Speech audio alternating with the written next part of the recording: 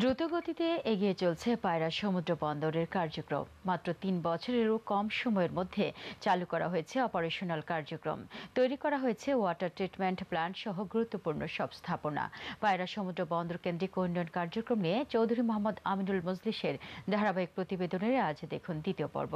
সাথে ছিলেন বরিশাল প্রতিনিধি পারভেজ রাসেল, ছবি তুলেছেন তাপস কর্মকার শিশির। পটুয়াখালীর কলাপাড়া উপজেলার রাবনাবাদ চ্যানেল আন্ধারবাড়ির এই এলাকায় গড়ে উঠছে দেশের তৃতীয় বন্দর পায়রা। এই বন্দরের কারণে প্রত্যন্ত অঞ্চলের যোগাযোগ ব্যবস্থাতে এসেছে আমূল পরিবর্তন। এখন জেলা সদর পটুয়াখালী থেকে পর্যটন শহর কলাপাড়া উপজেলা হয়ে সড়কপথে অনেকটা নির্বিঘ্নেই যাওয়া যায় পায়রা বন্দর প্রকল্প এলাকায়।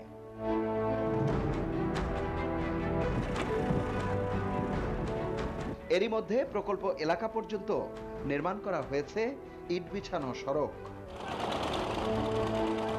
টিয়াখালী ইউনিয়নের ১৬ একর জমি অধিগ্রহণ করে শুরু করা হয়েছে পায়রা বন্দর প্রকল্প এলাকার কার্যক্রম।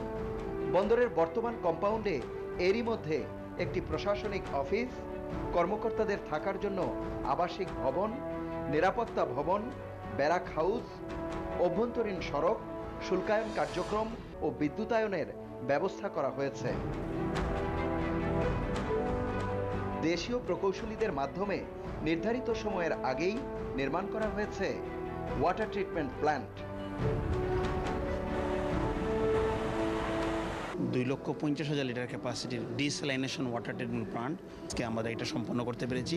আমাদের দেশে বিদেশ থেকে ডিস্যালিনেশন প্ল্যান্ট ইম্পোর্ট করে আনতে হয়, আনার পরে 1 বছর পরে প্রতিটা প্ল্যান্ট নষ্ট হয়ে যায়। আমাদের দেশীয় প্রযুক্তিবিদরা যদি এটাতে কাজ করেন তাহলে এই প্ল্যান্টগুলো দীর্ঘদিন কাজ করবে। পরবর্তী কর্মপরিকল্পনা সম্পর্কে ধারণা দেন পায়রা বন্দর কর্তৃপক্ষের ভারপ্রাপ্ত চেয়ারম্যান সাইদুর রহমান। মধ্যমধ্যের পরিকল্পনার আওতায় আমরা যে ইতিমধ্যেই সরকার আমাদেরকে ১,১২৮ কোটি টাকা বরাদ্দ করেছে।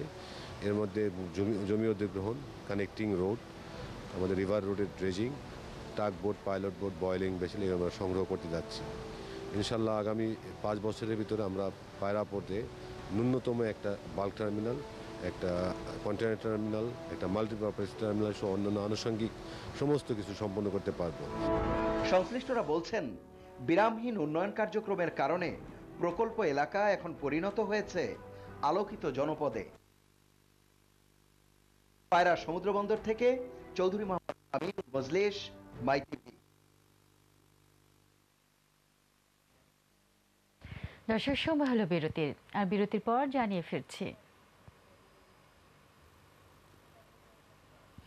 বাংলাদেশকে পাকিস্তান